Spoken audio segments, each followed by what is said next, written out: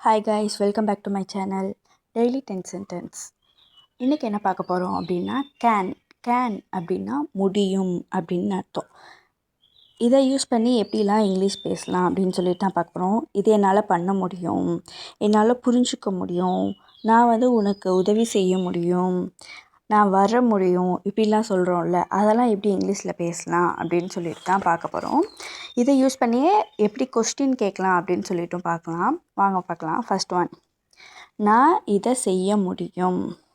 நான் அப்படின்னா ஐ, முடியும் அப்படிங்கிறதுக்கு கேன், செய்கிறது அப்படின்னாலே டூ, இதை அப்படின்னா இட்டும் யூஸ் பண்ணலாம், திஸ்ஸும் யூஸ் பண்ணலாம். I can do it, I can do it. நான் உனக்கு உதவி செய்ய முடியும்.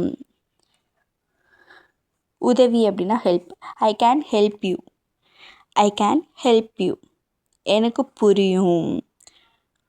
I can understand, I can understand. நீ இதை பண்ண முடியுமா? முடியுமா அப்படின்னு கொஸ்டின் கேட்குறோம்ல, அப்போ ஃபஸ்ட்டு கேன் வந்துடும். Can you do this, can you do this. நான் வர முடியும். I can come, I can come. நீ வர முடியுமா? கொஸ்டின் கேட்குறோம் அப்படின்னாலே ஃபஸ்ட்டு கேன் வந்துடும். Can you come, can you come.